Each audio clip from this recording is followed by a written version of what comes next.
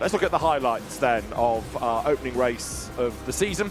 It began not under sunny skies necessarily, but at least in dry conditions, and a good getaway by Mauro Engel put the Mercedes into the lead as the cars dived down to turn one. Mirko Bortolotti slotting in behind in second place. Inevitably, 1 or 2 ran wide off the racetrack and back on again, and that shuffled the order. Further back, there was a real diversity of lines, so the battle continued all the way down through the turns 3, 4, 5 section. But up front, trying to build that gap early doors was Mauro Engel. 1 or 2 cold tyres, getting sideways, getting caught out, and a few would return at the end of the opening lap with dents and damage. But largely, the first drama didn't come until really midway around the lap when 74 got turned around. That was the Ferrari that ultimately won in bronze. Miguel Ramos' McLaren was another casualty. And eventually, as the race started to settle down, there was trouble for Marvin Kirchhoff's McLaren. That was an early retirement.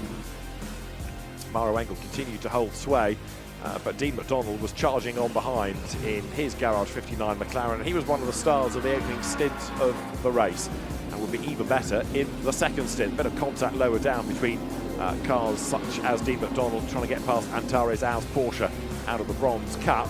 They all survived it, although 97 would lose a little bit of ground as the race wore on.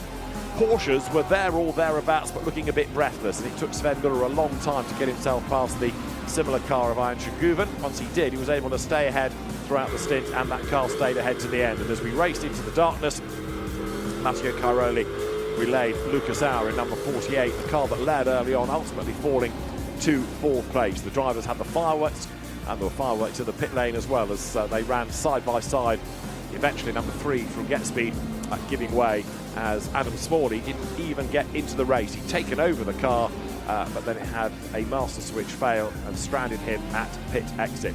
But Charles Weerts, having relayed Ugo de Wilde and then Kelvin van der Linde, that car, number 32 BMW, was on a mission, and with an hour and 3/4 to go, it picked up the race lead, van der Linde bringing it home to the checkered flag. It was an excellent effort by them, and it then meant that attention turned to the classes where we had a change of lead in silver. James Kellett getting the BMW up on the inside of number 60, the Lamborghini slotting in behind. So it was 4th place in the end to Auer, Engel and Matteo Cairoli. It was 3rd to Heinrich, Guven and Bachler. 2nd place to Niederhauser, to Sven Muller and to Alessio Picariello, and a win for Kelvin van der Linde, for Charles Weerts and Ugo de Wilde. After 6 hours of drama here at Paul Ricard. First weekend of May, the Sprint Cup starts at Brands Hatch. We'll see you there.